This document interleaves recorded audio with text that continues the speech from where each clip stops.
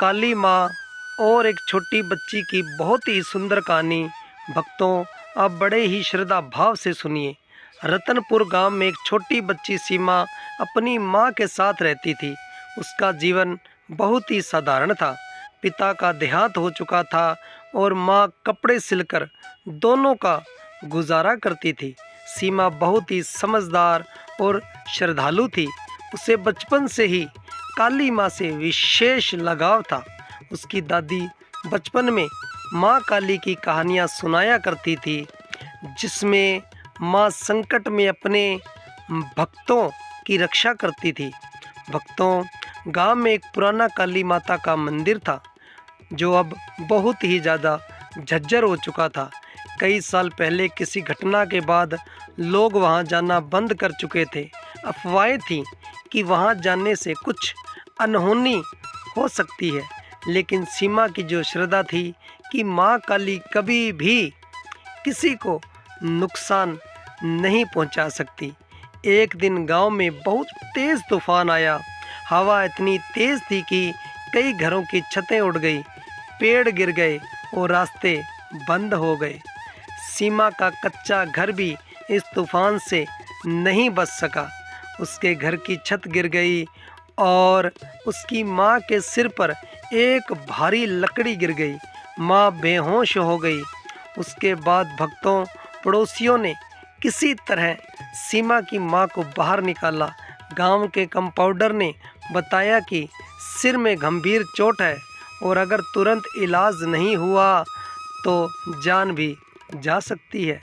इलाज के लिए शहर ले जाना ज़रूरी था, लेकिन सीमा और उसकी माँ के पास इतने पैसे नहीं थे।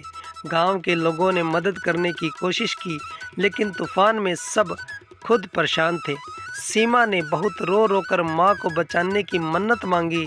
उसे दादी की कही बात याद आई, जब कोई रास्ता ना दिखे तो माँ काली के मंदिर जाना। सीमा ने वही किया। रात के अंधेरे में तूफानी मौसम के बीच वह अकेली माँ काली के मंदिर पहुंची। मंदिर सुनसान और टूटा हुआ था, लेकिन सीमा को डर नहीं लगा। उसने माँ काली की मूर्ति के सामने बैठकर पूरी श्रद्धा से प्रार्थना की।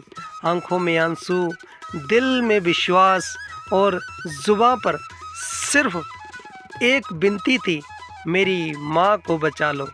सीमा की सच्ची भक्ति और ममता देखकर एक चमत्कार हुआ। मंदिर में अचानक तेज रोशनी फैली, हवा रुक गई और वातावरण पूर्ण रूप से शांत हो गया। सीमा बेहोश हो गई।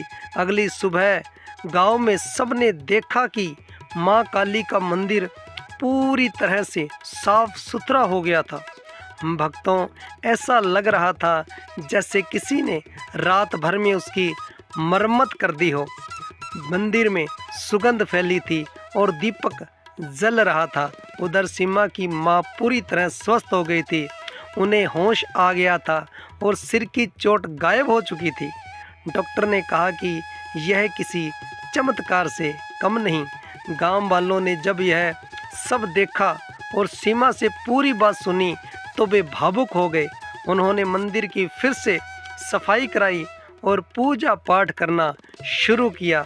अब हर कोई मान गया था कि माँ काली सचमुच उस मंदिर में विराजती है। सीमा की माँ को गांव वालों ने काम दिलाया और सीमा की पढ़ाई का पूरा ध्यान रखा। समय बीतता गया।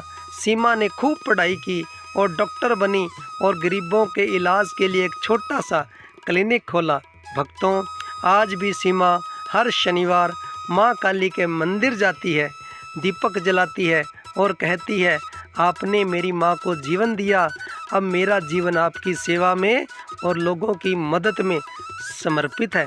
भक्तों, हमें इस कहानी से सीख मिलती है, सच्ची भक्ति में बहुत ताकत होती है।